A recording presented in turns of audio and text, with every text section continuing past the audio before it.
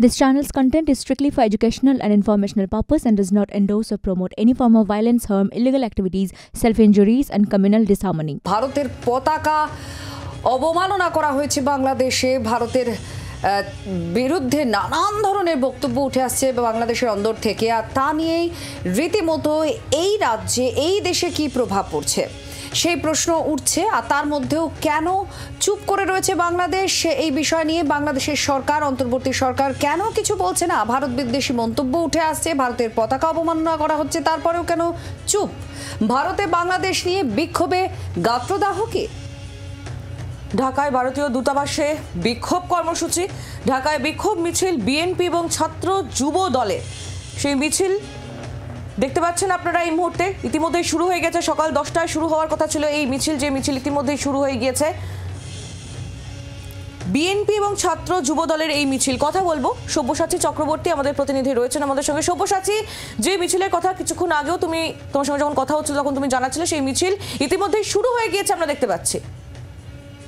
মিছিল শুরু হয়ে গিয়েছে, নয়াপল্টন থেকে সেই মিছিল বেরিয়েও গেছে। আমরা জানি বিএনপি ওই মিছিল থেকে ভারত বিদ্বেষী স্লোগান ইতিমধ্যেই উঠতে শুরু করেছে এবং ভারতীয় ডেপুটি হাই কমিশনার যেখানে ঢাকায় রয়েছে সেখানে গিয়ে তাদের স্মারকলিপি জমা দেওয়ার কথা রয়েছে। এবং যখন প্রথম বাংলাদেশ বিষয়টা শুরু করে বুয়েট সহ অন্যান্য শিক্ষা প্রতিষ্ঠানে, সেখানে ভারতের পতাকা মাটিতে রেখে, ইসরায়েলের পতাকা মাটিতে রেখে সেই পতাকা মারিয়ে যখন ঢুকতে দেওয়ার চেষ্টা করে, তখন না শাসক দল বা মানে তত্ত্বাবধায়ক সরকার বা বিএনপি কারোর তরফ থেকেই টু শব্দটি করা হয়নি।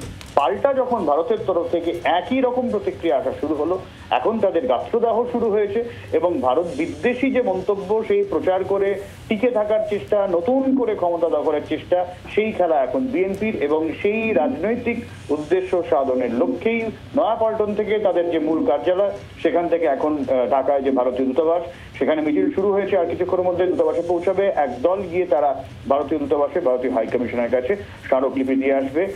মনে রাখতে হবে আর কিছুদিনের মধ্যেই ভারতের বিদেশ সচিব বিক্রম মিস্ত্রি তিনি বাংলাদেশে যাচ্ছেন 9 তারিখে।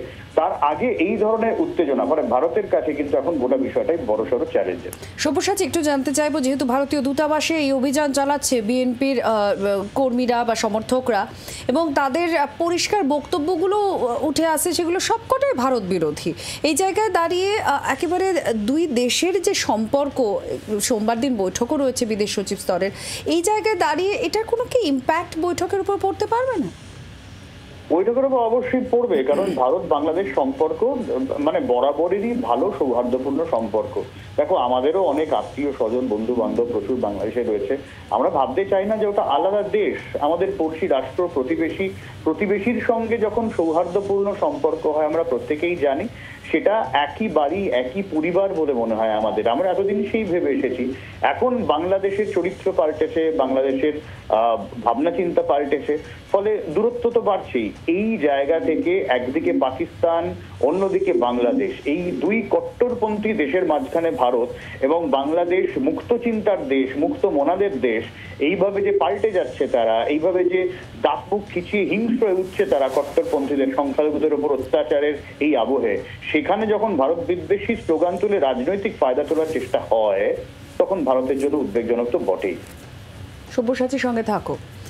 আপনারা একদিকে এই মিছিল দেখতে পাচ্ছেন, যেটা ভারতীয় যে দূতাবাস রয়েছে বাংলাদেশে, সেই দূতাবাসের উদ্দেশ্যে এই মিছিল, এবং এই মিছিল থেকে ইতিমধ্যেই ভারত বিরোধী স্লোগান শুরু হচ্ছে। নিরাপত্তার বহরও অনেক বেশি দেখা যাচ্ছে। এই সংখ্যালঘু নির্যাতন না রুখে উল্টে ভারত বিরোধী প্রচার, সেই প্রচার কেন রোখা হচ্ছে না? কোনো রকম কেন বার্তা অন্তর্বর্তী সরকারের তরফ থেকে দেওয়া হচ্ছে না? এই প্রশ্নে যখন সরগরম, আর ঠিক তখনই খালেদা জিয়ার দল বিএনপি তারা নিশানা করলো নয়াদিল্লিকে। ভারতের সাহায্যে আওয়ামী লীগ জনগণের অধিকার কেড়েছে বলে তারা অভিযোগ করছে। শুধু তাই নয়, গত 15 বছর ভারতের আধিপত্য বিস্তার হয়েছে। ভারত আওয়ামী লীগ ষড়যন্ত্র করছে বাংলাদেশের বিরুদ্ধে, যে ষড়যন্ত্র হচ্ছে নয়াদিল্লিতে, এমনই অভিযোগ এখন বিএনপির তরফ থেকে করা হচ্ছে। ভারত বিরোধিতায় ক্রমশ তারা সুর চড়াচ্ছে। এই নিয়েও আমরা কথা বলবো আত্রেই সব্যসাচীর সঙ্গে। আমাদের প্রতিনিধি আমাদের সঙ্গেই রয়েছে। সব্যসাচী, সংখ্যালঘুদের ওপর বাংলাদেশে কি পরিমাণ নির্যাতন হচ্ছে তা তো সমাজ মাধ্যমে প্রত্যেকটা ভিডিওই তার প্রমাণ, সে ছবি আমরা প্রতিনিয়ত দেখতে পাচ্ছি। আর সেই নির্যাতন বা সেই অত্যাচার প্রশমন করার জায়গায় উল্টে ভারত বিদ্বেষী মনোভাব বাংলাদেশের জনগণদের মধ্যে আরো বেশি করে সরিয়ে দেওয়া হচ্ছে, যেটায় ইন্ধন যোগাচ্ছে এবার বিএনপিও। একদমই তাই, ঠিক এই জায়গা থেকে নজর ঘোরানোর চেষ্টা চলছে। দেখো, বাংলাদেশের পরিস্থিতি মোটেই ভালো না। প্রথম কথা, গণতন্ত্রের উদ্দেশ্যে সেখানে সরকার বদল হলো, শেখ হাসিনাকে উৎখাত করা হলো, কিন্তু গণতন্ত্র কোথায়? একটা তত্ত্বাবধায়ক সরকার যাকে কোনো রাষ্ট্রই স্বীকৃতি দেয়নি, একটা বেআইনি রাষ্ট্র। আমরা বিভিন্ন আলোচনায় সেই বিষয়ে বিশ্লেষকরা তারা তুলে ধরেছেন।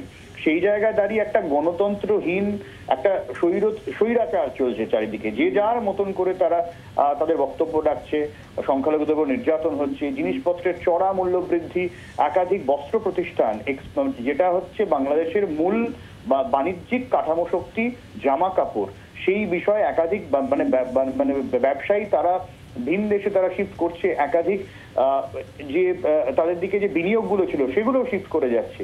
এই দিক থেকে নজর ঘোরাতেই মূলত ভারত বিদ্বেষী, সংখ্যালঘু বিদ্বেষী, কট্টরপন্থী একটা মনোভাব বাংলাদেশের বারবারন্ত হচ্ছে, এবং তার সাথে জামাতে ইসলামী, হেফাজতে ইসলামী, এই ধরনের কট্টরপন্থী সংগঠন তারা রয়েছে, এবং একই সঙ্গে তাকে ইন্ধন দিচ্ছে বিএনপি এবং ইউনূস সরকার, এবং সেই সমালোচনা কিন্তু দেশের মধ্যে থেকেই উঠছে। সব্যসাচীর সঙ্গে থাকো। আপনারা শুনছিলেন বিএনপির অভিযোগ, আর এখানেই এই দুদেশের সম্পর্কের ভবিষ্যতের খাত কি হবে, কোন খাতে বইবে, সেটা অবশ্যই প্রশ্ন থাকছে। সোমবার দিন বৈঠকও রয়েছে, সেই বৈঠকের কোন কোন বিষয়গুলো উঠে আসে দুদেশের আলোচনার ক্ষেত্র হিসেবে আমাদের নজর থাকছে। বাংলাদেশে ভারত বিদ্বেষের বিষ কিন্তু থামছে না, একদম চরমে পৌঁছচ্ছে। এবার কলকাতা দখলেরও ডাক দেওয়া হলো। একদমই 4 দিনের মধ্যে কলকাতা দখল করে নেব।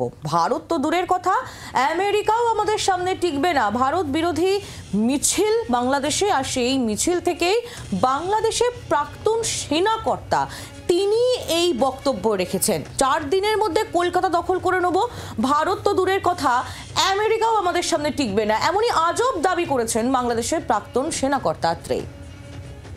শুনবো কি বলেছেন তিনি। আমরা বলেছি 4 দিনের মধ্যে আমরা কলকাতা দখল করে নেব, আমরা দখল করে নেব। সামরিক বাহিনী, ছাত্র জনতা, আমরা একত্রে আছি। আমরা রাবার 5000 সদস্য, এই 5000 সদস্যের মধ্যে অর্ধেকই নবীন, 2500 আমরা যুদ্ধের মাঠে যেতে পারি। আর এর সাথে যদি 30 লাখ ছাত্র জনতা যোগ হয়, তাহলে ভারত তো দূরের কথা, আমেরিকা আমাদের সাথে টিকবে না ইনশাআল্লাহ। বাংলার আওয়াজ, বাঙালির আবেগ, জি 24 ঘন্টা।